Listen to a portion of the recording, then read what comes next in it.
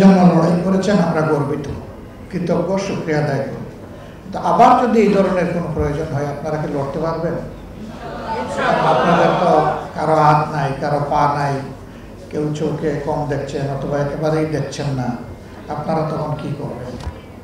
এই যে ইনশাআল্লাহ আজকে যারা বলেছেন তারা সকলে বলেছেন এক হাত আল্লাহর জন্য, দেশের মানুষের জন্য দিয়েছে, আল্লাহ সুযোগ দিলে দ্বিতীয় হাত দিয়ে দেবে।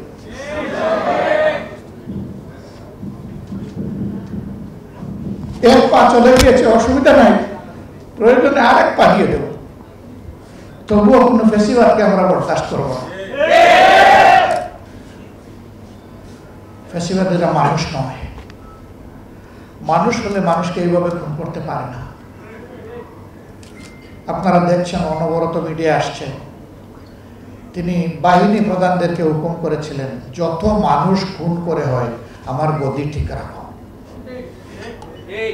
কত বড় নির্দয়, কত পাষাণ হলে এইরকম নির্দেশ দেওয়া যায়। ওমাকারু মাকার আল্লাহ আল্লাহু খায়রুল মাকিরিন। জাতির বিরুদ্ধে যারা ষড়যন্ত্র করে, আল্লাহ পক্ষ থেকে আল্লাহ হুঁশিয়ারি দিয়ে বলছেন, মনে রাখিও আল্লাহর চাইতে বড় কৌশল কেউ নাই। আল্লাহর কৌশল যখন প্রয়োগ করা হবে তখন আল্লাহ কঠোরভাবে পাকড়াবে। তাদের পরিণতি বাংলাদেশের মানুষ সচক্ষে দেখছে। কিন্তু আমাদের এই ভাই বোনেরা এখনো যন্ত্রণা বয়ে বেড়াচ্ছে। বিশেষ করে চোখের ব্যাপারটা খুবই সেন্সিটিভ। চোখ দুটো চলে গেছে এরকম লোকের সংখ্যা প্রায় 500। একটি চোখ দারুণ ক্ষতিগ্রস্ত, সেই রকম লোকের সংখ্যা আমাদের হিসাব অনুযায়ী 750। এই দুইটা জায়গা আমাদের কাছে বড় কষ্টের। পা নাই, হাত নাই, হয়তো বা আর্টিফিশিয়াল লিম লাগে কোনো সুরত আমাদের ভাইয়েরা বোনেরা চলতে পারবে, কিন্তু জীবনের আলো যাদের নিভে গেল, আল্লাহর সৃষ্টি তারা আর দেখবে না। দ্রুত তাদের জন্য কোনো চিকিৎসার ব্যবস্থাও সরকার কিংবা আমরা কেউ নিতেও পারলাম না। চাইলেই সব কিছু হয় না, আবার চাইতে হয়, না চাইলে হয় না, দুটাই লাগে। আমরা সরকারকে তখন বলেছিলাম যারা শহীদ হয়েছেন তাদের আপনজন তো একটা শান্তি পেয়ে যাবে এক সময়, কিন্তু যারা আহত হয়েছে তাদের দিকে নজর দেন অগ্রাধিকারের ভিত্তিতে। সরকার তখন বলেছিল যে আমরা তাদের সমস্ত চিকিৎসা নিশ্চিত করব, দেশে হোক বিদেশে। আমার জানা মতো দেশে কিছু চিকিৎসা দিলে ওইটা পর্যাপ্ত নয়, এবং বিদেশের ব্যাপারে এখনো বড় কিছু সরকার করতে পারে। আমরা একটা সংগঠন, আমরা মূল দিন থেকেই আমাদের অগ্রাধিকার দুটো ছিল, প্রথমে শহীদ পরিবার, এরপরে আহত ভাই। আমরা শুধু ঢাকা না, সারা বাংলাদেশে বলে দিয়েছিলাম যে আমাদের যা সামর্থ্য আছে তাই নিয়ে আমাদের আহত ভাই বোনদের পাশে দাঁড়ানো, আর শহীদদের ব্যাপারটা কেন্দ্র থেকে আমরা দেখব। আলহামদুলিল্লাহ আমাদের সবগুলা শাখা তাদের সামর্থ্য অনুযায়ী গিয়েছে। তারা যে বিশাল কোনো উপকার আপনাদের করতে পেরেছে তা না, বরঞ্চ আমরা আপনাদের পাশে গিয়ে কৃতজ্ঞ হয়েছি, ধন্য হয়েছি, যেতে পেরেছি, দোয়া চাইতে পেরেছি। এটা আমাদের সৌভাগ্য। আলহামদুলিল্লাহ আপনারা সুযোগ করে দিয়েছেন। একজন শহীদের বাড়িতে আমরা যাওয়ার জন্য অপেক্ষা করতে হয়েছে আমাদের প্রায় 14 দিন। তারা কাউকে এলাও করছে, এরপরে তারা এলাও করলো, আমরা গেলাম। যাওয়ার পরে তারা বলল যে এই ব্যাপারে আসা আপনাদেরটাই প্রথম, আপনাদেরটাই শেষ, আমরা আর কাউকে এলাও করব না।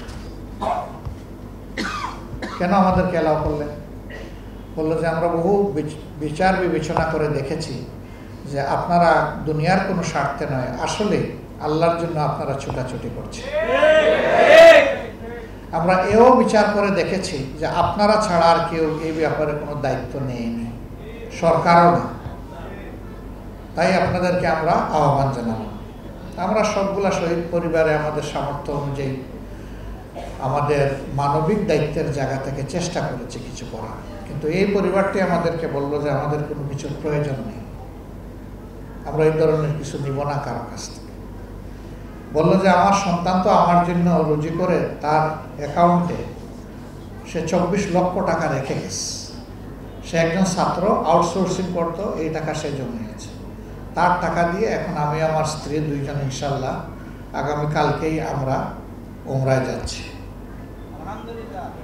আমাদের প্রয়োজন নেই টাকা। এই টাকা দিয়ে যারা কষ্টে আছে তাদেরকে আপনারা সহযোগিতা করুন।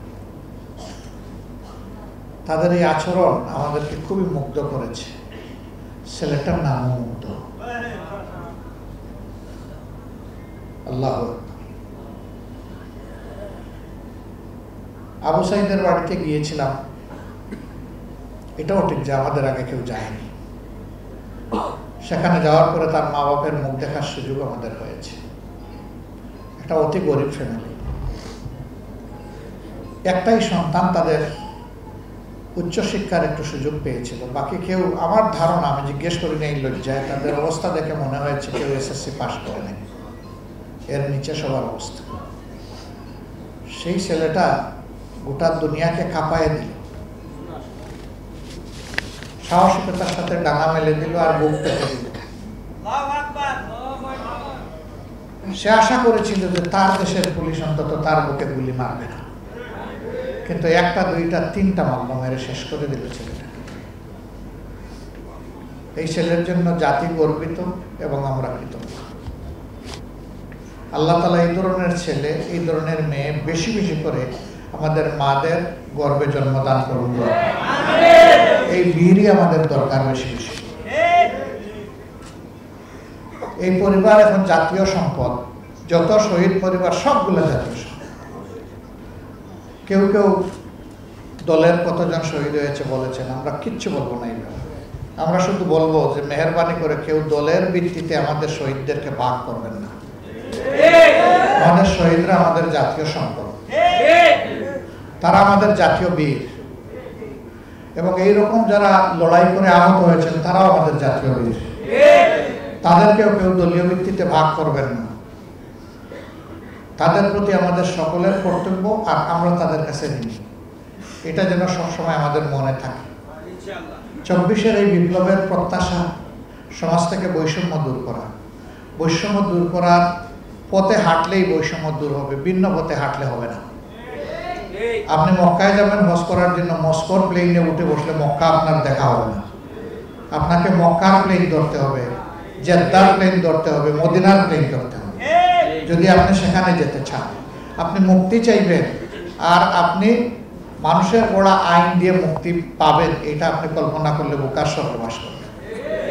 সমস্ত সৃষ্টির যিনি স্রষ্টা, তিনি যে আইন দিয়েছেন, মুক্তি কেবল সেই আইনের, কোনো জায়গায় নেই। এই আইনের জন্যই জামাত ইসলামী লড়াই করে। অন্যরা কি জন্য লড়াই করেন তারা বলতে পারবেন, তবে তাদের সাথে একান্ত আলোচনায় অনেকে বলেন যে ভাই, আমি যদি না থাকি আমার দল দিয়ে কি হবে? আগে দেখবো আমি কোথায় আছি, আমার পর ঠিক আছে কিনা, আমি অমুক হইতে পারলাম কিনা, তমুক হইতে পারলাম কিনা। যদি আমি পারি আমার রাজনীতি ঠিক, যদি আমি না পারি আমি রাজনীতি করবো না। আর জামাত ইসলামের বক্তব্য এই ক্ষেত্রে ভিন্ন, যে জীবনেও যদি আমরা ক্ষমতায় না যাই, কোনোবারের জন্য একজন এমপিও যদি আমাদের নির্বাচিত না হয়, একজন মন্ত্রীও যদি আমরা ভবিষ্যতে না পাই, এই জন্যে আদালতে আখেরাতে আমাদের নাজাত আটকা পড়বে না। আমাদের নাজাত আটকা পড়বে আল্লাহ যে বিবেক দিয়েছেন, সেই বিবেক অনুযায়ী মানুষকে যদি সম্মান করতে না পারি, মানুষকে যদি ভালোবাসতে না পারি, তাহলে আমাদের নাজাত আটকা পড়ে যাবে। আমরা আমাদের সহকর্মীদেরকে একটাই কথা বলি, মানুষ আশরাফুল মাখলুকাত, মানুষকে বেশি করে সম্মান করো এবং মানুষকে বেশি করে ভালোবাসো। এই ভালোবাসা এবং সম্মানের জায়গাটা আমরা ধরে রাখতে চাই। আপনারা আমাদের জন্য দোয়া করবেন। আপনাদের সাথে আমরা আছি ইনশাআল্লাহ। আমরা সরকার নই, তারপরেও দুইটা দেশকে আমরা অনুরোধ করেছিলাম যে কিছু উন্নত চিকিৎসা তোমরা আমাদের জন্য ব্যবস্থা করো। সরকার বলবে তার জায়গা থেকে, আমরা বলতেছি আমাদের জায়গা থেকে। আমাদের অনুরোধে একটা দেশ থেকে তাদের টিম পাঠিয়েছিল, তারা মাসখানেক এখানে পুরো একটা টিম 1 মাস তারা সার্ভিস দিয়ে ব্যাক করেছে। আমরা তাদের কাছে দিতে হবে। আরেকটা দেশকে আমরা বলেছি আমাদের এই 2 সেক্টর, আমাদের চোখ হারা ভাই বোন আর আমাদের হাত পা হারা ভাই বোন, এদের জন্য তোমরা একটু করো। তারা আশ্বাস দিয়েছে। তবে আমরা সরকারকে বলেছি, সরকার প্রধান যেন তাদের প্রধানকে একটু ফোন করে এই ব্যাপারে একটু কিছু বলে। তিনি বললেই বাকি কাজটা সহজ হয়েছে এবং তারা এখন মানসিকভাবে প্রস্তুত। কিন্তু রাষ্ট্রের একটা নিয়মকানুন আছে, এটা রাষ্ট্রকেই করতে হবে। আমরা ইনশাল্লাহ এই ক্ষেত্রে সর্বাত্মক সহযোগিতা। যদি আমাদের আহত বঙ্গু ভাইদেরকে অগ্রাধিকারের ভিত্তিতে, যে যত বেশি কষ্টের মধ্যে আছে, তাকে যদি উন্নত দেশগুলোতে পাঠানো হয়, সেখানে হসপিটালে না রেখে যদি বাইরেও রাখতে হয়, আমরা কথা দিচ্ছি আমরা ভিক্ষা করে হলেও সেইখানে তাদেরকে রাখার ব্যবস্থা করবো ইনশাআল্লাহ। আমরা তাদের পাশে থাকবো এবং থাকতে পারলেই আমরা মনে করবো যে আল্লাহ আমাদের প্রতি রহমশীল আছে। আমরা বেদরদি, আমরা নির্দয় হতে চাই না। আল্লাহ যেন আমাদের অন্তরটাকে মানুষের প্রতি ভালোবাসা দিয়ে পরিপূর্ণ করে দেন। এখানে রাফসান নামের একটা ছেলে নিয়ে তার মা হাজির হয়েছিলেন। মা তো তিনি কথাই বলতে পারলেন না, তার এই শিশুর কথা চিন্তা করে। সম্ভবত আমি জানলাম যে শরীয়তপুরে তাদের বাড়ি। এখানে কোথায় তারা থাকেন আমি খোঁজখবর নেব ইনশাআল্লাহ। আমি জানি না এই মায়ের কয়টা সন্তান আছে। তো এই ছেলেটাও আমাদের জাতীয় বীর। এই যে শিশু, বয়স বোধহয় 2.5-3 বছর হবে, এর বেশি হবে না, মায়ের কোলে যা দেখলাম, এও আমাদের জাতীয় বীর। সব বীরকে আমরা কুলে নিতে পারবো না, আমরা আমাদের হৃদয়ের কুলে সবাইকে ধারণ করি। আর এই ছেলেটা যদি তার মা বাপ আমাদেরকে সুযোগ দেন, তাহলে সে বড় হওয়া পর্যন্ত তার বাকি চিকিৎসা এবং তার শিক্ষা সকল মজলুমের প্রতীক হিসাবে আমরা একটু খেদমত করতে চাই, এই দায়িত্ব নিতে চাই। যদি তার মা বাপ আমাদেরকে এই সুযোগ দেন, আর না দিলে আমাদের করার কিছু নেই। এটা আমরা একটা দরখাস্ত ওনাদের কাছে দিয়ে রাখলাম। আমরা আশা করি তারা এটা বিবেচনায় নেবেন ইনশাআল্লাহ। আমরা বিভিন্ন জায়গায় গিয়েছি শহীদ পরিবারগুলোতে। এই যে এখানে নারায়ণগঞ্জে একটা ঘটনা ঘটেছিল, আপনারা জানেন, সুমাইয়া নামে একজন বোন আমাদের শহীদ হয়েছে।